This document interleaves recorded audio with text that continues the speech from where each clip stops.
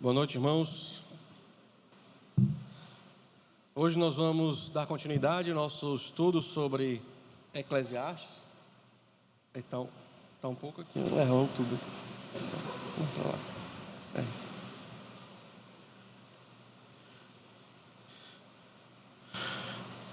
Diz uma história, não sei se é uma lenda, que John Rockefeller, começo dos anos 20, tinha o seu patrimônio de 300 bilhões de dólares. E numa entrevista foi perguntado a ele o quanto era suficiente, né? A questão de dinheiro. Quanto de dinheiro é suficiente para uma pessoa rica?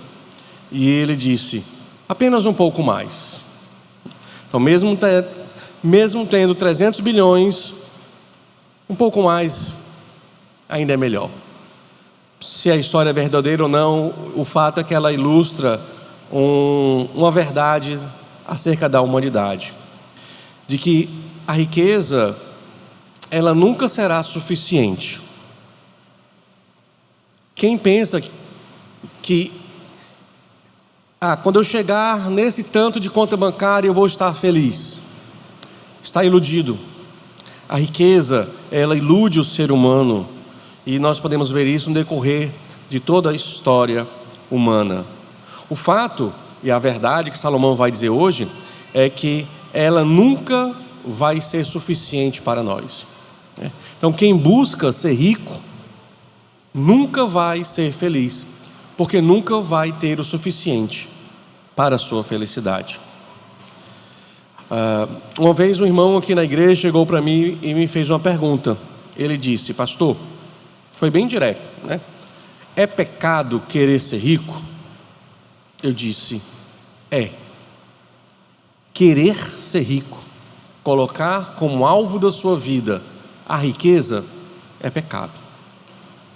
Porque o alvo da nossa vida, o objetivo final da nossa vida, como nós estamos vendo em Eclesiastes, não se encontra debaixo do sol. Por quê? Porque tudo debaixo do sol é rével, é transitório, é como vapor, né? Desaparece, se apaga e deixa a gente com aquela sensação de que coisa absurda, né? Nada faz sentido. E Salomão, no texto de hoje, vai nos dar 3 razões acho que bem claras sobre por que a riqueza não consegue nos suprir. O texto de hoje é o capítulo 5, do versículo 8 até o capítulo 6, versículo 9. Houve uma pequena falha da nossa inteligência artificial de planilhas de textos da pregação, e a inteligência artificial mandou para o Misael o texto errado. Mas você culpa a inteligência artificial, chamada Pastor Davi, viu?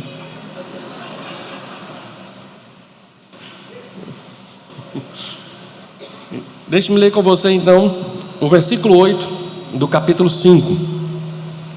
Se você notar em alguma província opressão de pobres e roubo em lugar do direito e da justiça, não fique admirado com isso, porque o que está num posto elevado tem acima de si outro mais elevado que o explora, e sobre estes ainda mais outros elevados que também exploram. Vamos orar. Senhor Deus, amado Pai, colocamos diante de Ti nessa noite, esse tempo onde podemos falar da Tua palavra. Tira de nós qualquer desatenção, que possamos focar no texto, abrir nossos corações para o recado que o Senhor tem para nós hoje à noite. Essa é a nossa oração em nome de Jesus. Amém.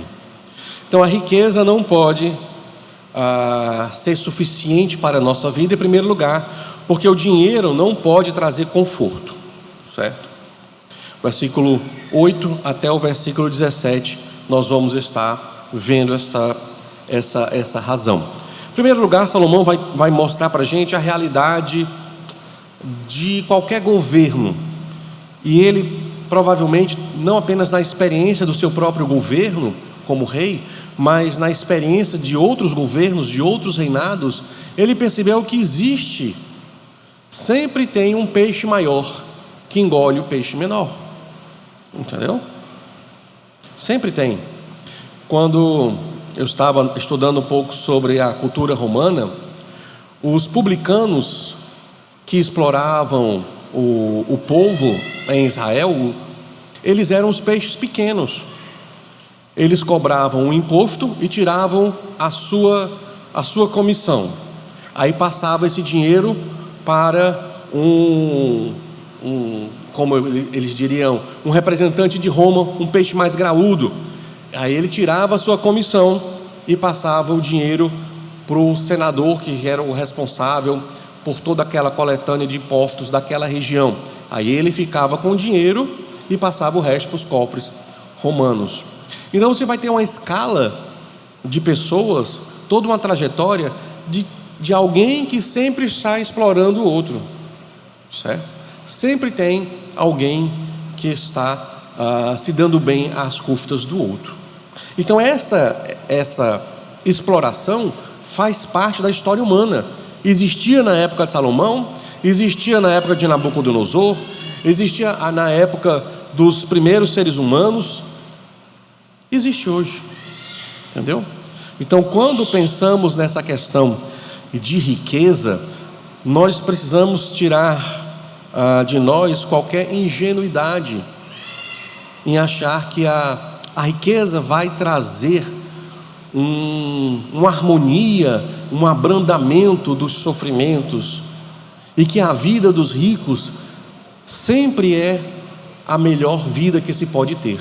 Salomão já começa mostrando para você que um rico vai ser explorado por outro mais rico, que vai ser explorado por outro mais rico ainda. E é assim, uma cadeia de exploração. No versículo 9, ele vai dizer: o proveito da terra é para todos, até o rei serve do campo. Esse versículo é um dos versículos mais complicados de Eclesiastes. Contudo, a maioria dos comentaristas conservadores estão afirmando aqui que Salomão provavelmente está querendo dizer que se você tem um rei que ele é justo, aquele campo, a terra de modo geral, a cultura do mundo antigo é uma cultura agrária, eles viviam da terra, a terra beneficiaria a todos, inclusive o próprio rei. Se você tem um rei ímpio, a terra provavelmente beneficiaria somente o rei, e o povo seria apenas escravo trabalhando sem ter nenhum benefício naquela terra. Então ele vai dizer, no meio de uma estrutura injusta e de exploração, que muitas vezes não tem como você impedir a existência dela, se você tiver um administrador justo, honesto, isso já vai ser de grande valia para aquele reino. Versículo 10: quem ama o dinheiro jamais se fartará de dinheiro, e quem ama a abundância nunca ficará satisfeito com o que ganha. Também isto é vaidade. Então, a riqueza, ela não traz conforto para o ser humano, porque ela é insaciável. A pessoa que ama a riqueza, e aqui Salomão vai no profundo da alma humana, quando você ama o dinheiro, você nunca vai dizer para si mesmo, agora basta, para mim é suficiente. Quem ama o dinheiro jamais se fartará de dinheiro. Quem ama a abundância nunca ficará satisfeito com o que ganha. Quem coloca como objetivo de vida ficar rico, mesmo que enriqueça e que ganhe muito, mas muito dinheiro, ainda assim, ele não está feliz, porque não chegou ainda no topo, ele quer mais, e ele sempre vai querer mais e mais e mais. Ele não vai conseguir o conforto que a alma dele busca, porque o amor ao dinheiro, Salomão vai dizer, é vaidade. O que é vaidade? Vaidade é a palavra hevel, é o vapor, é aquilo que some entre as mãos. Ele não consegue pegar, ele não consegue assimilar, é absurdo, é muitas vezes sem sentido. A busca pela riqueza é isso. Então, Se a gente coloca no nosso coração esse tipo de alvo de vida, você já está colocando como meta para você a infelicidade. Você não vai ter tranquilidade na sua vida, porque você vai querer mais, você vai querer mais. E não apenas isso, a riqueza não conforta, porque quando a riqueza se multiplica também os ralos que escoam a riqueza. Olha o que ele vai dizer, no versículo 11, aqui você vai ter uma nota de humor da cultura hebraica. Onde os bens se multiplicam, também se multiplicam os que deles comem. E que proveito têm os donos, a não ser o de ver esses bens com os seus olhos? Entendeu? Quando você ficar rico, muito rico, vai se multiplicar os sócios, né? Os parentes, os primos, os tios, os tataranetos, todos querendo comer da sua riqueza, entendeu? E o que é que você vai fazer? Você não vai poder fazer muita coisa, a não ser ficar vendo a sua riqueza sendo drenada pelos ralos, né? De toda essa gente agregada que não está interessada em você de jeito nenhum, mas está interessada no seu dinheiro, entendeu? Quando você ficar rico, muitos amigos vão aparecer, amigos da escola. Olha, que bom te encontrar, né? Você se lembra, eu era aquele seu colega da escola e tal. Então a riqueza não traz conforto, porque ela vai escoar, e você vai ficar novamente com aquela sensação de intranquilidade, de infelicidade. Não apenas isso, mas a riqueza, ela também prejudica o sono. Doce é o sono do trabalhador, quer coma pouco, quer muito, mas a fartura do rico não deixa dormir. Por quê? Porque ele está preocupado em perder a riqueza, ele está preocupado em ser assaltado, ele está preocupado em ser roubado. Se o tesouro da vida dele está na riqueza, a preocupação dele é que alguém roube o seu tesouro, né? Eu me lembro de um filme antigo, quando eu era criança, eu assisti na sessão da tarde, acho que era Simba, não sei o que, uma coisa assim, que tinha um feiticeiro que ele escondeu o coração dele numa caverna, num lugar bem distante, porque aí ninguém poderia nunca matá-lo. A única maneira de matar o feiticeiro era acertando o coração. Como ele tirou o coração e escondeu no canto que ninguém achava, ele vivia tranquilo, até que alguém foi descobrindo, cavando, chegou e achou o coração do danado, né? Do feiticeiro. A palavra de Deus diz que o nosso coração deve focar nas coisas celestiais. Onde está o teu tesouro, aí está o teu coração. E quando você foca nas coisas celestiais, você tem a garantia, né?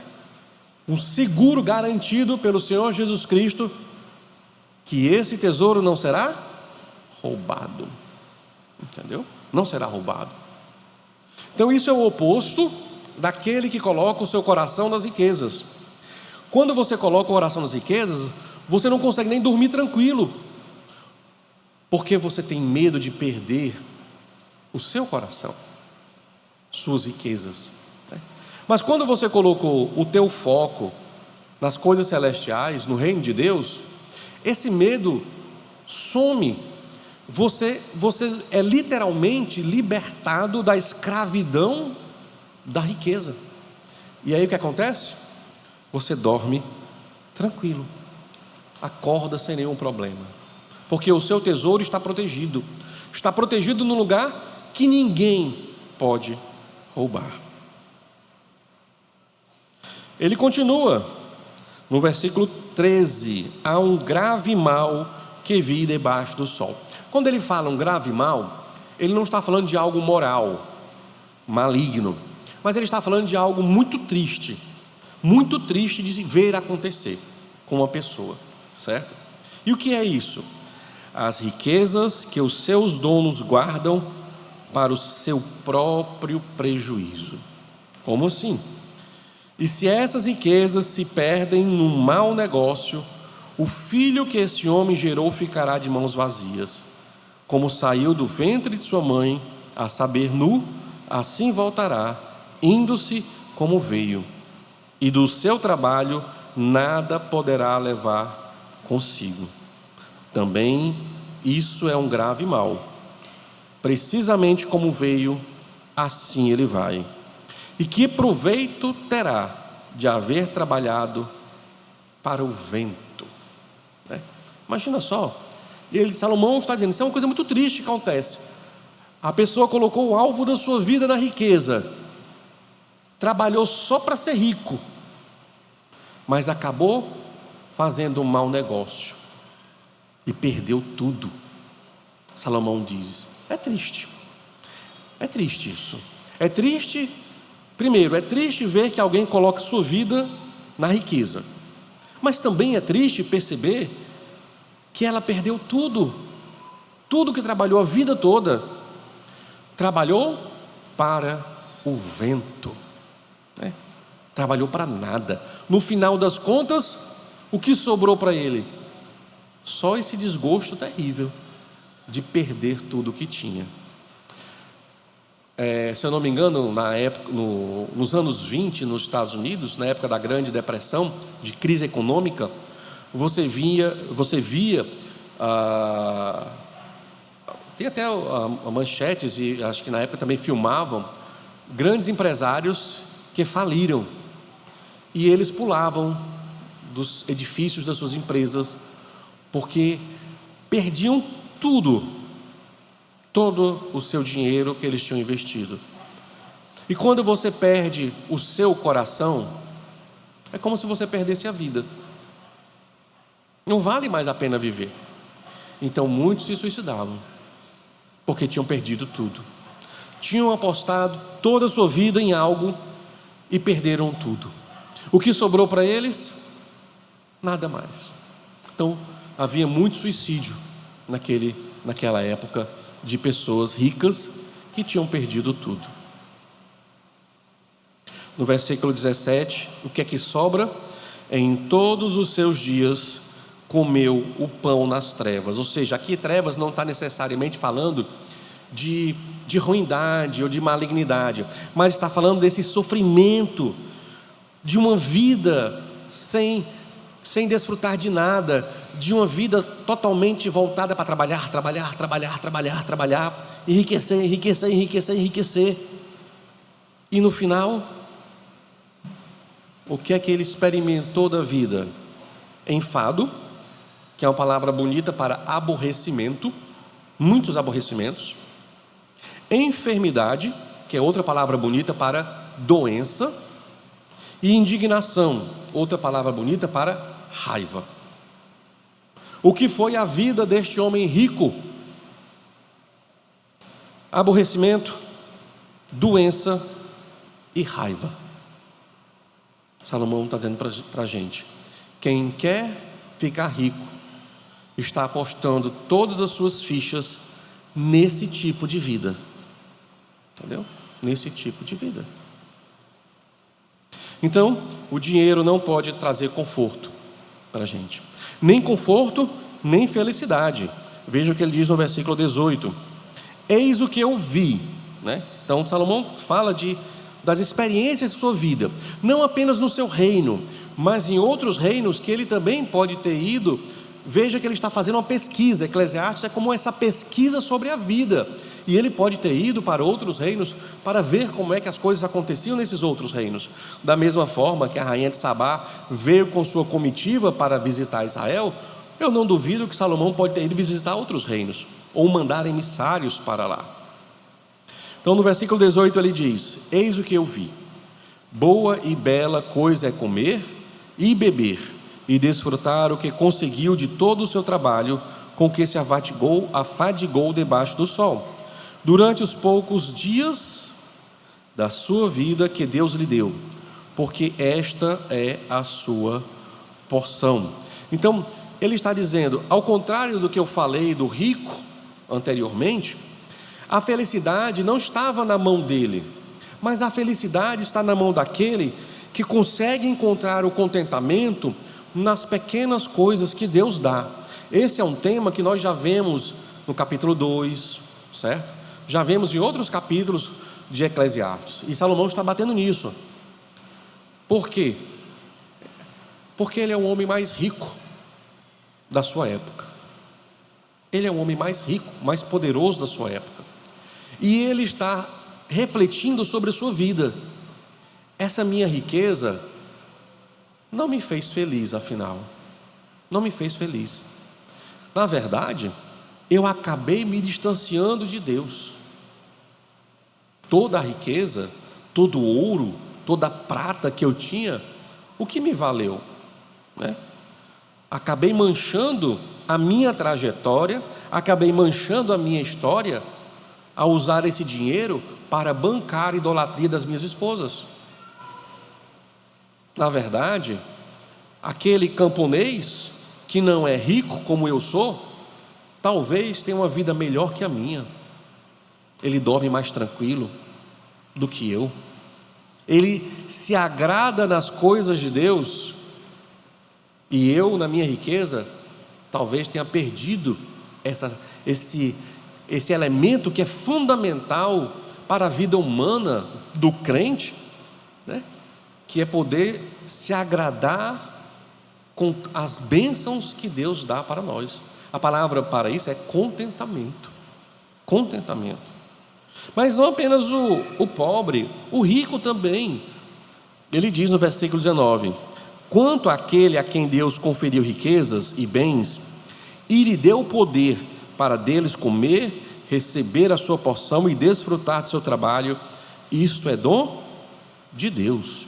Então existe o rico que não é aquele rico que colocou como meta da sua vida ser rico, mas Deus o fez rico, entendeu?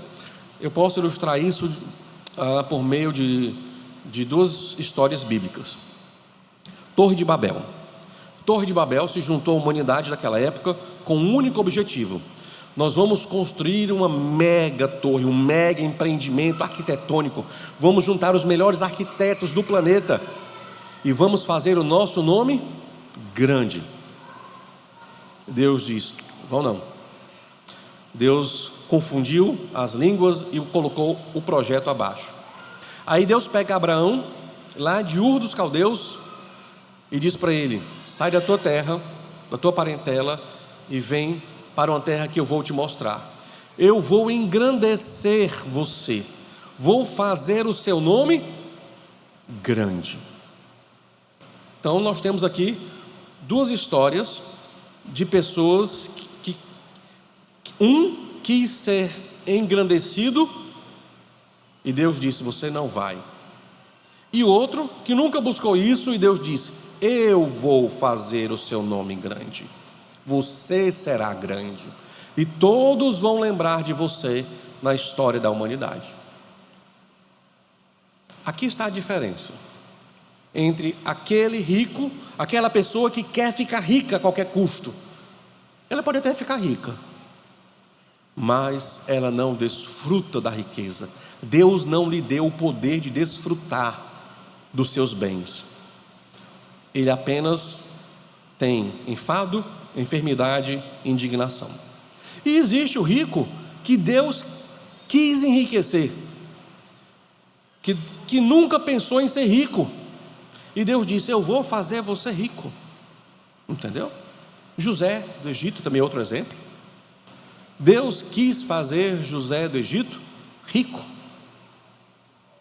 e aí ele diz: essas pessoas Deus conferiu riquezas e bens, mas o elemento chave, o elemento fundamental nisso é o poder para comer e receber essa porção e desfrutar de tudo isso. Ele vai dizer: isso é dom de Deus, é presente, ter essa capacidade de desfrutar. Não adianta viver trabalhando, se você não recebe de Deus a capacidade de desfrutar do seu trabalho. Se você não consegue desfrutar do seu trabalho, tem algo errado. Tem algo errado.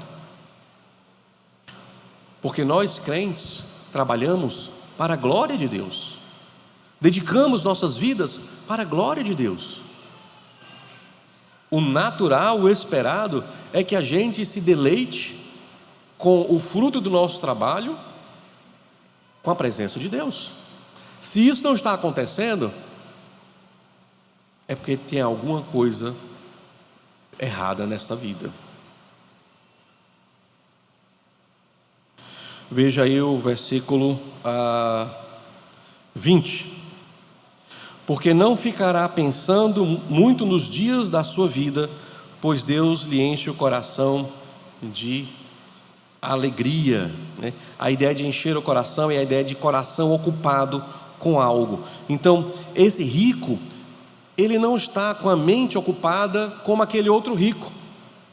Será que eu quero mais riqueza ainda? Ou eu estou perdendo dinheiro? Qual é o melhor investimento? Não. O foco dele não é ser rico. Nunca foi. Deus o fez rico, mas o foco dele não é ser rico. Então ele não ocupa a mente dele dessa forma. Ele ocupa a mente dele com a alegria que vem de Deus. É isso que ele ocupa a mente dele. Por isso ele é feliz. Por isso ele não é escravo do dinheiro. O dinheiro é seu escravo. E aqui está o segredo de aprender a ser rico. Nem toda pessoa tem a capacidade de ser rico. Entendeu? Algumas pessoas não podem ser ricas nunca. Porque se elas forem ricas, elas serão escravas do dinheiro. E a felicidade que eles tinham quando eram, digamos assim, pobres, eles vão perder agora sendo ricos. Porque eles vão ficar pensando em ser mais ricos, em como não perder a riqueza, em como guardar o seu dinheiro, e se o bandido vier e roubar as coisas, e o investimento tem que ser o investimento certo, porque eu não posso perder dinheiro, eu não quero perder. E ele não pensava nisso quando ele era pobre. Então, às vezes, o pobre é bem mais feliz que o rico. Deixe-me ler aí para você os Salmos, o 1 Timóteo capítulo 6, versículo 10. É um texto bastante conhecido, mas vale a pena. 1 Timóteo 6, 10.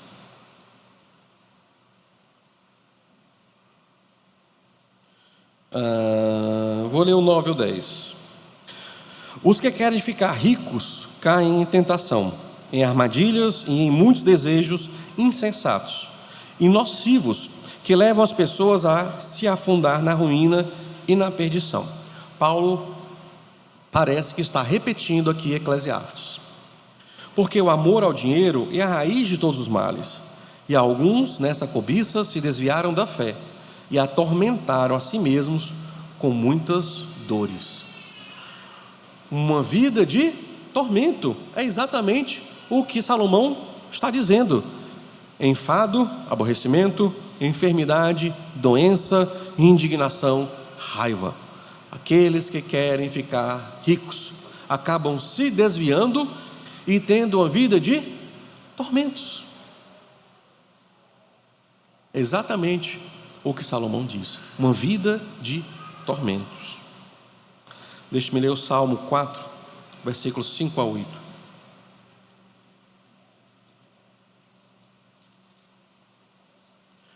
Ofereçam sacrifícios de justiça e confiem no Senhor. Há muitos que dizem: quem nos dará a conhecer o bem? Senhor, levanta sobre nós a luz do teu rosto. Mais alegria me puseste no coração do que a alegria deles, quando eles têm fartura de cereal e de vinho. Olha o que ele está dizendo: mesmo que eles tenham fartura de cereal e de vinho, eles são os ímpios. Eu tenho mais alegria do que eles. Por quê? Porque Deus colocou no meu coração mais alegria do que eles. E aí, versículo 8: Em paz me deito e logo pego no sono, porque só tu, Senhor, me fazes repousar seguro. Enquanto isso, o rico, segundo Salomão, não consegue dormir. Passa a noite toda preocupado com a sua fortuna, com o seu dinheiro. Então, o dinheiro também não pode fazer a gente feliz. Não nos traz conforto e não consegue nos dar felicidade. Em terceiro lugar, o dinheiro não consegue satisfazer os mais profundos anseios e desejos da minha alma. É o que ele vai dizer aí no capítulo 6, versículo 1 até o versículo 9. Há um mal que vi debaixo do sol e que pesa sobre a humanidade. Novamente, quando ele está usando a palavra mal, ele não está se referindo a algo moral, maligno, mas a algo muito triste de ver. Algo muito triste de ver e que é pesado, entendeu? Que não é fácil de ficar vendo isso. O que é? Versículo 2. Aquele a quem Deus conferiu riquezas, bens e honra, e nada lhe falta de tudo que a sua alma deseja, mas Deus não lhe concede que desfrute disso. Novamente, o mesmo assunto, né? Ou seja, essa pessoa tem tudo o que ela quer. Às vezes, parece que Salomão está falando dele mesmo, né? Ele tem tudo o que ele quer. Qualquer coisa que ele quiser, ele terá. Além de ser rei, ele é o bilionário da época, né? Mas, apesar de ter tudo que a sua alma deseja, já imaginou você ter esse tipo de condição? O que a sua alma desejar em matéria de bens, em matéria de posses, realizações, você terá. Mas você não pode ter tudo. Você não vai ter o desfrute disso. Que triste, né? É como não ter nada, né? É como não ter nada, né? É como ter o paraíso ali na sua frente, mas você não consegue pegar, né? Eu fico imaginando quando Adão e Eva saíram do jardim do Éden, a cena, Deus dizendo para eles: vocês não podem mais ficar aqui. E Adão olhando para Eva, ela olhando para Adão, olhando para o que Deus estava dizendo ali. E para onde nós vamos? E agora o que será de nós? Para fora. Aqui vocês não ficam nem mais um segundo. E aí eles estão expulsos da sua casa, que era a casa de Deus, né? E eles eram os administradores dessa casa, o jardim do Éden.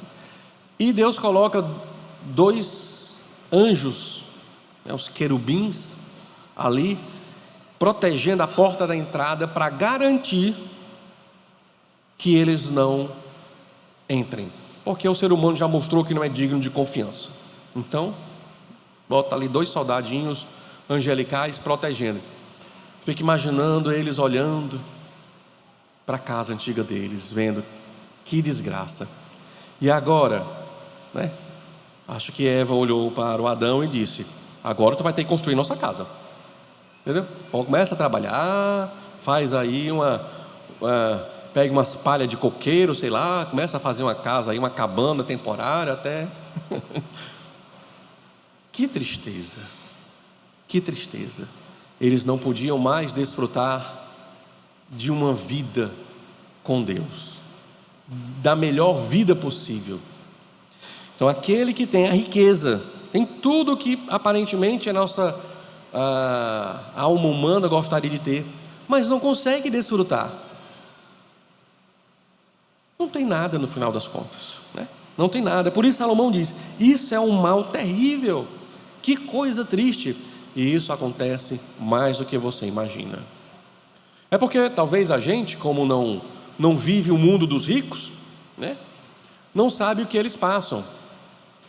Mas se você fosse estudar um pouco mais sobre a história das pessoas ricas, dos seus dilemas, você iria perceber como são tristes, como não conseguem desfrutar das suas riquezas.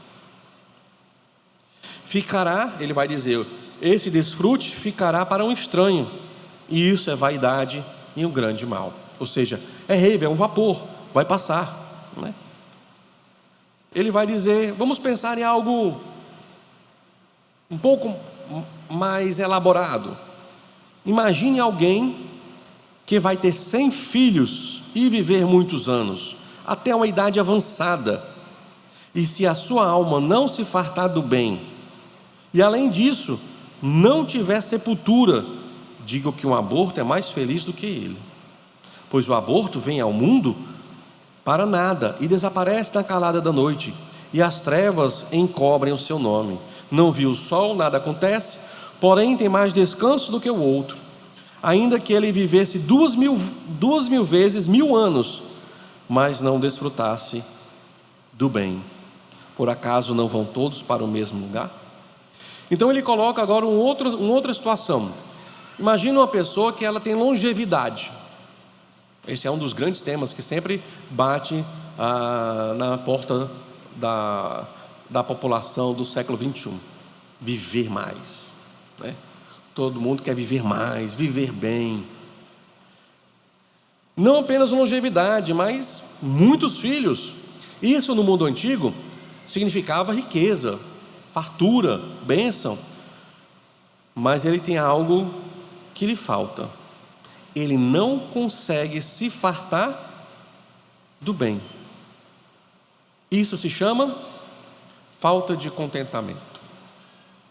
Ele não se contenta com as coisas boas que Deus lhe dá. Ele nunca está contente. Então Salomão diz, esse tipo de pessoa, mesmo que viva 2.000 anos, ou seja, longevidade, e viva bem, né? Mas se ele não tem contentamento, um aborto é mais feliz do que ele. Que tristeza, né? Existem pessoas assim, porque Salomão está descrevendo coisas que ele viu. Ele está descrevendo situações reais da época dele e que são reais na nossa época. Pessoas que têm tudo o que você sonharia em ter, mas elas não têm contentamento. Então elas são infelizes. Elas não conseguem satisfazer o desejo profundo da sua alma. Estão sempre descontentes. E ele vai começar no versículo 7, alguns provérbios, para exemplificar o que ele está falando. Então ele diz assim: todo o trabalho do ser humano é para a sua boca, contudo o seu apetite nunca se satisfaz. Aqui é um provérbio. O que esse provérbio está querendo dizer? Ele está querendo ilustrar exatamente o que ele acaba de falar. O nosso desejo humano é parecido com essa questão da fome. Você come hoje, no almoço, logo depois você tem fome de novo. Aí você come na merenda da tarde. Quando chega a noite, você chega em casa, você está com fome de novo. Ou seja, o fato de você comer uma vez não quer dizer que você não vai mais comer nunca. Você sempre vai ter fome. Ele vai dizer, isso funciona da mesma forma com a alma humana. A alma humana, ela tem desejos que ela quer mais, ela quer mais, ela quer mais. E você vai dando mais, e você vai dando mais. E ela diz, mas eu quero mais ainda, eu quero mais ainda. Quando Jesus foi falar com a mulher samaritana, ele disse algo que se encaixa muito bem no que nós estamos falando. Ele disse assim: se você soubesse quem eu sou, você pediria água e eu lhe daria a água viva. E quando você bebesse dessa água, você nunca mais sentiria sede. É exatamente isso. Essa fome humana, esse desejo humano, só tem a saciedade em Jesus Cristo. Em Jesus Cristo. Jesus Cristo é o pão da vida, é a água viva, é aquilo que sacia a nossa alma. A riqueza não vai saciar. Comeu hoje à tarde, amanhã está com fome. Comeu no almoço, de tarde está com fome. Então, tentar preencher os desejos da alma, como se fosse a mesma coisa da vida física, não funciona. Você vai continuar com fome, espiritualmente com fome. Você só nunca mais terá fome se Jesus for o teu alimento. Aí sim, você encontrou a única fonte que satisfaz a alma humana. Se não for Jesus Cristo, não tem outra coisa que possa saciar. Você vai viver eterno. Não vou dizer eternamente, né? Porque se você for salvo, você vai para o céu. Mas você vai viver essa vida aqui na terra de forma miserável, sem ser saciado. Veja o que ele vai dizer no versículo 8: pois que vantagem tem o sábio sobre o tolo, ou o pobre que sabe como sobreviver? Ou seja, tanto faz se ele é rico ou se ele é pobre, se ele é sábio ou se ele é tolo, todos vão ter essa mesma fome. Por isso que ele diz no versículo 9: melhor é o que os olhos veem do que aquilo que a alma deseja. Esse é outro provérbio que parece um pouco enigmático. Ele pode ser melhor traduzido assim: melhor é a vista dos olhos do que o andar ocioso da cobiça ou dos desejos. Melhor é colocar algo seguro diante da sua visão do que ter esses desejos que ficam vagando, sempre querendo mais e mais e mais, uma insatisfação perpétua, certo? Se nós não nos voltarmos para Jesus como o único alimento da alma, a nossa alma vai ficar vagando numa cobiça, numa insatisfação, numa busca por desejos que não tem fim. Não tem fim. Conforto, felicidade, satisfação plena não se encontram debaixo do sol. Em suma, é isso que Salomão está dizendo para a gente. Se lembram de Geazi, o servo de Eliseu? Né? O Naamã queria dar presentes para o Eliseu. Eliseu disse: não precisa de presentes, vá em paz. Aí o Geazi: eu quero é ouro, cansei de ser liso. Porque os profetas do Antigo Testamento eram lisos. É igual os pastores do Novo Testamento aqui da época, nessa época, né? São lisos. E aí o Geazi disse: eu não quero ser mais liso. Correu para pegar lá de Naamã um pouquinho dos tesouros da prata. Aí chegou em casa e Eliseu: onde você estava, Geazi? Não saí para canto nenhum não. Ele: Geazi, né? Parece que você se esqueceu que eu tenho superpoderes. Eu estava vendo você indo lá e pegando aquele ouro. Quer saber de uma coisa? Pois agora a lepra do Naamã é tua, e para toda a tua descendência. Adiantou a riqueza? Ele amou a riqueza ao custo do nome de Deus. Eliseu não quis aceitar a riqueza do Naamã porque estava em jogo o nome de Deus. Geazi, ele não estava nem aí para o nome de Deus, e ele queria riqueza a qualquer custo. Não valeu a pena. Outro exemplo, Acã. Deus disse para eles: olha, vocês vão invadir Jericó e vocês não podem pegar nada dos tesouros de Jericó. É tudo para ser ofertado para o tesouro do Senhor. Entraram, invadiram, tomaram Jericó. Acã pegou algumas coisinhas e botou na tenda dele. Ninguém vai perceber, né? Sempre há, né? Botou lá, tem tanto aí, Deus não vai sentir falta. Aí quando eles foram para uma cidade vizinha, perderam, uma cidade menor que Jericó. Aí Josué, o que aconteceu? Aí Deus disse: pare de se preocupar, vocês pecaram, vá descobrir quem pecou e resolva o problema. Aí foram lançando sortes, chega lá em Acã.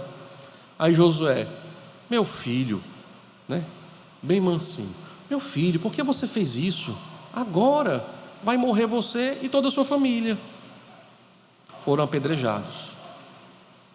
Valeu a pena? Não valeu.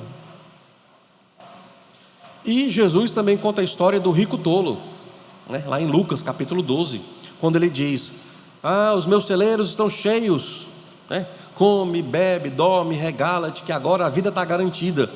E aí Jesus diz: como é que Deus chama esse tipo de gente? Louco. Hoje pedirão a tua alma.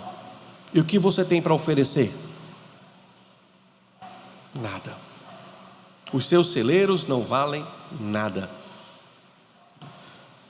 Jesus diz: aquele que entesoura para essa esfera debaixo do sol, não tem nada para dar a Deus. Então, primeira coisa que nós temos que aprender, né? Já falei a questão de Jesus como sendo nosso alimento, mas a prática de uma vida generosa é um dos grandes antídotos para esse desejo que nós somos alimentados diariamente de querer ficar rico. Aprenda a ser generoso. O apóstolo Paulo diz em 2 Coríntios capítulo 9, versículo 6, deixe-me ler para você.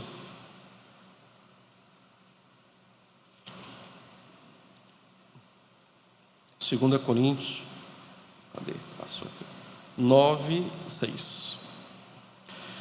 Aquele que semeia pouco, pouco também colherá. E o que semeia com fartura, também colherá com fartura. Aqui ele está falando de investimento no reino de Deus. O Novo Testamento trabalha com esse dar de forma livre, não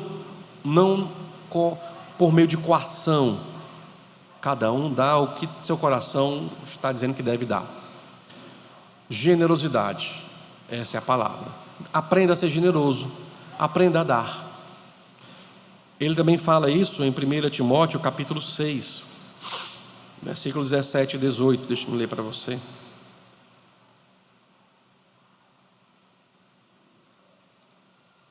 Primeira Timóteo 6, 17, ele diz assim: exorte os ricos deste mundo, a que não sejam orgulhosos, nem depositem a sua esperança na instabilidade da riqueza. Essa palavra instabilidade, ela tem quase o mesmo sentido da palavra revel, que é a ideia de algo passageiro, temporário, né? Então a riqueza é assim. Eles não deposita tua esperança, teus anseios na instabilidade da riqueza, mas em Deus, que tudo nos proporciona ricamente para o nosso prazer. Que eles façam bem, sejam ricos em boas obras, generosos em dar e prontos a repartir, ajuntando para si mesmos um tesouro que é sólido fundamento para o futuro, a fim de tomarem posse da verdadeira vida. Isso vale não só para os ricos, mas para nós, né? Os que não são ricos, né? Focar na riqueza não é uma boa escolha de como deve ser a nossa vida.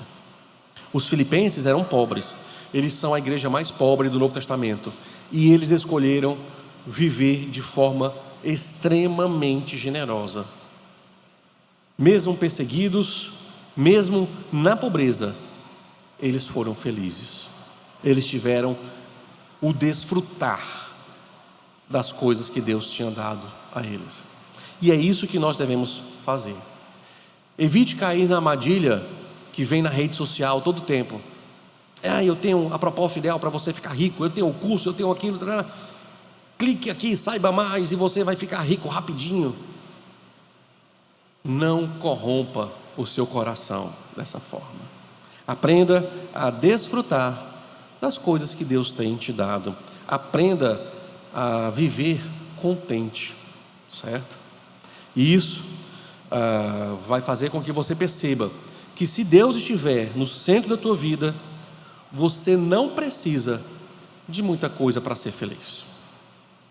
Você não precisa de milhões, você não precisa de riquezas para ser feliz. Se Deus é o centro da tua vida, pouca coisa já vai te fazer feliz, já vai saciar os teus anseios. Amém? Vamos orar e então estaremos encerrados. Senhor Deus, amado Pai, nós agradecemos a Ti por esse tempo.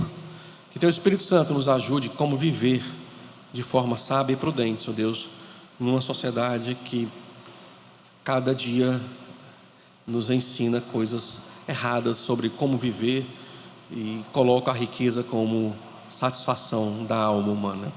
Essa é a nossa oração em nome de Jesus. Amém. Você não está, neste momento, servindo em algum ministério que cobra a sua presença de forma muito constante no culto de domingo, como no louvor, por exemplo, o pessoal está aqui, não tem como sair daqui. Se você vem e senta e ouve o sermão, você que é membro da igreja, a gente vai colocar o link lá no grupo da igreja hoje, o Filipinho deve colocar, a gente coloca lá nos avisos. Entre no grupo do Ministério do Estacionamento, para a gente criar uma escala mensal, para você se organizar, para estar conosco nessa força-tarefa de a gente organizar o estacionamento aqui na igreja. Preciso ativamente da participação dos homens da igreja, amém?